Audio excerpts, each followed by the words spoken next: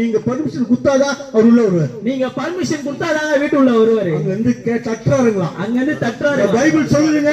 Bible சொல்லுதுங்க. தட்டுறாரு. ஏன்? உன் பாரத்தை நீக்க, உன் பாரத்தை நீக்க, கவலையை மாற்ற, கண்ணீரை துடைக்க, உன் கண்ணீரை துடைக்க வாலண்டியா அவர் கட்டாயத்தை விட்டவர். நிக்கிறாருங்க. உன்னுடைய பாரத்தை மாற்ற, உன் பாரத்தை மாற்ற, கவலையை மாற்ற, உன் கவலையை மாற்ற. ஒண்ணு மட்டும் சொல்றேன், உடம்புல இப்பேற்பட்ட நோயா இருந்தாலும் ஹாஸ்பிடல் போயிட்டு குணமாக்கிக்கலாம். மனசுல உள்ள வேதனை யாரால மாற்ற முடியும்? உள்ளத்தில் உள்ள வேதனை யாரால மாற்ற முடியும்?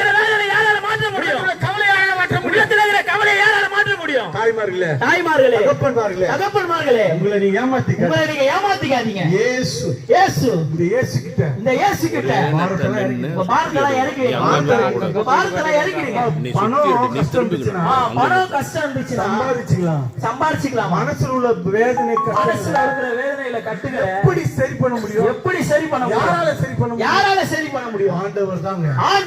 ஒரு வாழ்க்கை எதிர்பார்த்திருப்பீங்க. ஒரு வாழ்க்கை எதிர்பார்த்திருக்கலாம். அந்த வாழ்க்கை எனக்கு அமையல. ஆனா அந்த வாழ்க்கை எனக்கு அமையல. நான் நினைச்ச மாதிரி இந்த வாழ்க்கை இல்ல. நான் எங்க போய் புலம்புவேன்?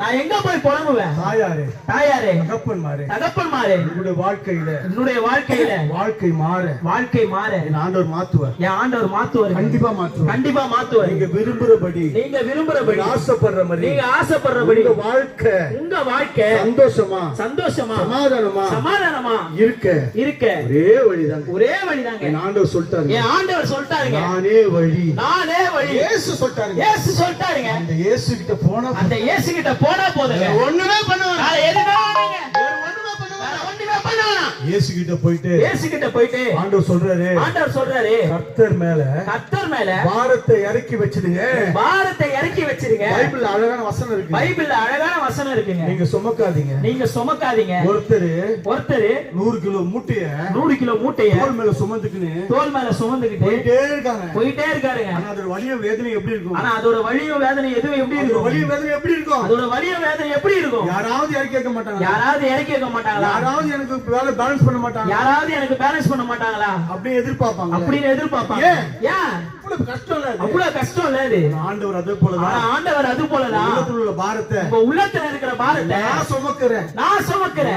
என்கிட்ட கொடுத்துரு. ஆண்டவர் கேக்குறாருங்க. அதனாலதான் இயேசு சிலுவையிலே நமக்காக சிலுவையை சுமந்தாரம்மா. இரு கைகள் கால்களிலே அடிக்கப்பட்டு நமக்காக எல்லா ரத்தத்தை